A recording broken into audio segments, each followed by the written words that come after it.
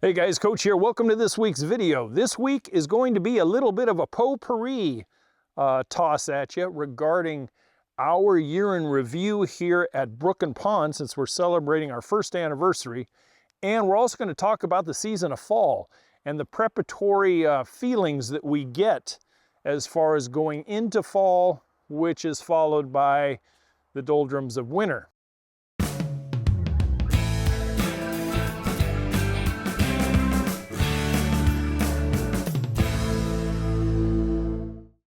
Up here in the north, the doldrums of winter do not exist. Up here in northern Maine, winter is the height of the recreational seasons. Up here we have snowmobiling, we have cross-country skiing, we have ice fishing, etc. And it is a big season up here. Far more busier than water sports and ATVing and other things during the summer season. But for fall, and when it comes to landscaping, aside from the obvious, fall is often my favorite of favorite times of year. It gives me a chance to start to push in my clutch just a little bit and downshift out of high gear and start to reflect on what we've done, what we still need to do a little bit, and then what is going to take place next year. It's a very fun time of year when the temperatures have dropped, which today, hitting at October 4th of 24, this is the last 60s degree day as far as our temperatures go. Starting tonight, we have rain, highs in the 50s, lows in the low 40s, and next week we are in the low 50s and 30s. So the season is a-tumbling towards the cooler weather. We've done pretty much everything that we wanted to do with a few exceptions. We reviewed budgets and we decided that there were some of the projects that will just have to wait until next year. Do you ever approach your landscape in this fashion? Do you ever take a few minutes and go outside with a cup of coffee or a glass of wine or a beer and walk around and go, what did I do this year? What still needs to be done? And what are we going to do next year to maintain and focus and keep up that very expensive investment you call a home? For us up here, the landscaping, bouldering, graveling, irrigation, lighting, all of those things were very important to us to get done in one season so that we can sit back and weigh some other options, like maybe traveling again a little bit, maybe do some public speaking. Later this month, we've been invited out to the state of Kansas in the US to go visit a new client, and we're going to be doing a massive irrigation design for him. 9 acres. 9 acres. Picture that. I don't know what size property you live on, and I don't know how much of that property you have developed, but imagine 9 acres. We have 2.5 here at Brook and Pond, and it's a sizable chunk. Seems to be the size of property that we always land on is something around 2.5 acres. I grew up on 2.5. I have 2.5 here, and Weed Patch Ranch was 2.5. But imagine 9 acres. That's literally almost 4 of these, and we're going to be doing a design, and it's going to be irrigated from coast to coast on it. Very big design, and we'll be bringing you out there with us so that you can see some of the detail, the approach, and some of the complications that arise out of a very big irrigation system. But I'm going to try to simplify it, not only for you, but also for, more importantly, the client that's paying me to come all the way out there. So what are we doing around here right now? The past week, we have shifted from landscaping. We did that experimental patio, as you can recall, the last video. And the past week has been involved in cleaning up some of the remaining sections of the property that really needed it as far as downed forest trees and some of the burn piles that I had collected all season long. And those were taken care of this past week. We still have a little bit more to do down by the road. A whole triangle section on the road side of the brook that need some attention, some ground clearing and cleaning, a couple of burn piles that need to be addressed. And right about at that point, when that is done, I'll be focusing more on stockpiling firewood and splitting for next season, etc. And the landscaping probability will go from 10 out of 10 down to 7 out of 10 right about now. And by that time the firewood season starts going, we're going to be down to 2, if not 0 out of 10 ability to get outside. Once the ground freezes up and stuff, we're done. So what are we looking forward to later next year? There's a couple of places that we'd like to develop.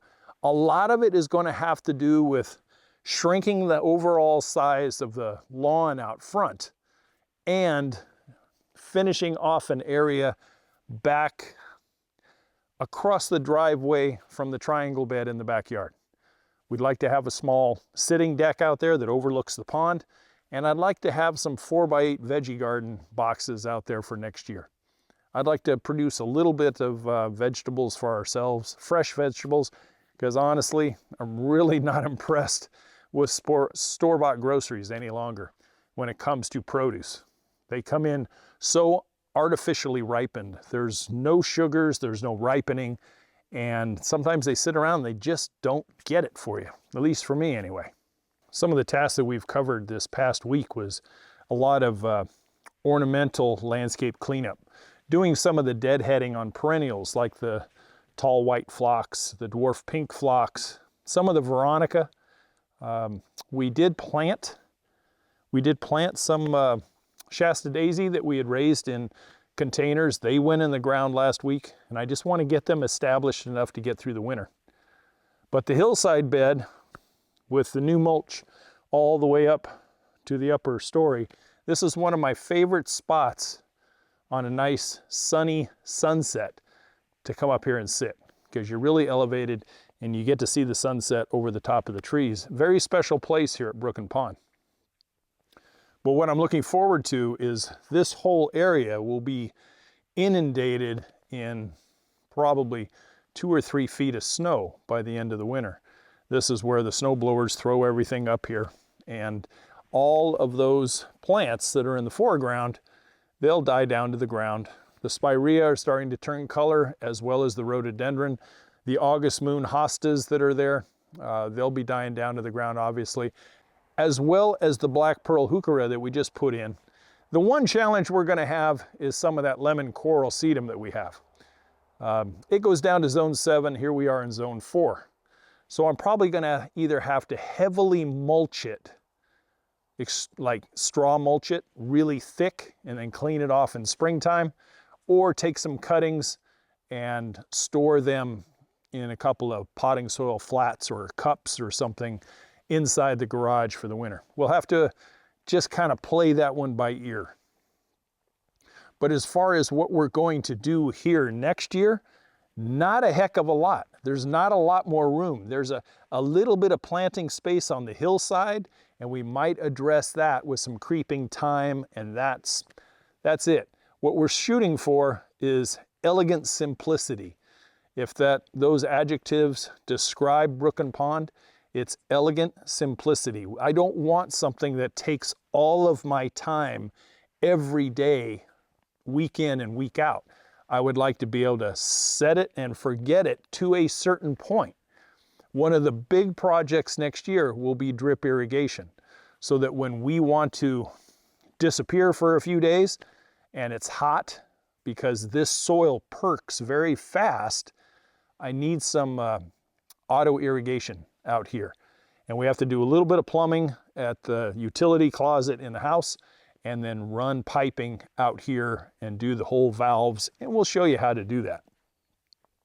But that way we can put the watering on autopilot a little bit, put a couple sensors up so it's not watering in the rain, and be able to take off for a week or so with the RV, or if we go do a job or something like that, these things are taken care of.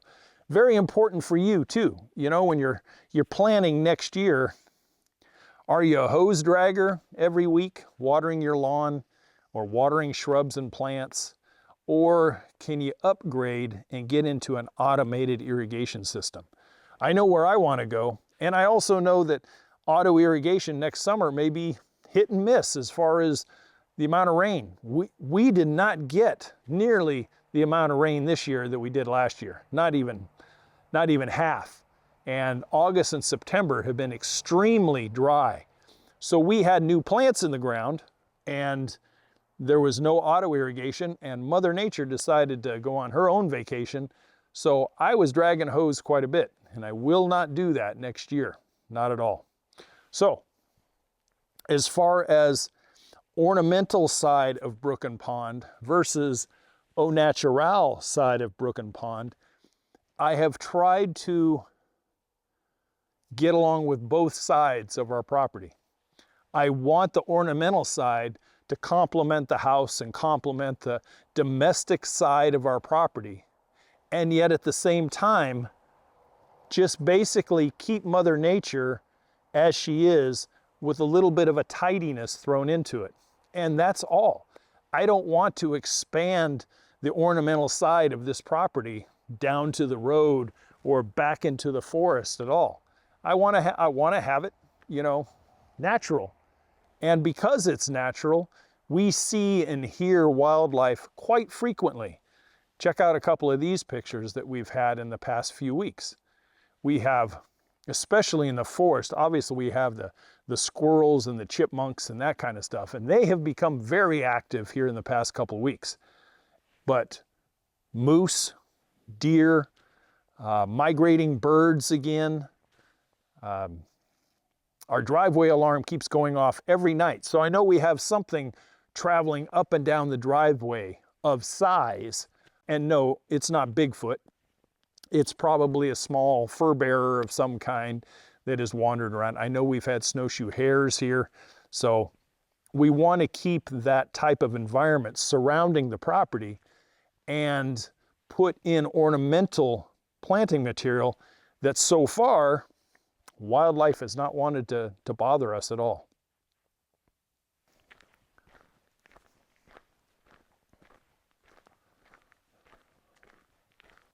One of the challenges when it comes to landscape management, especially in a rural environment, is when you have that blend between the ornamental side of what you've wanted to create and the natural part of what surrounds you. And in this case, you can see, at least in and around me here, the blowdowns that have happened.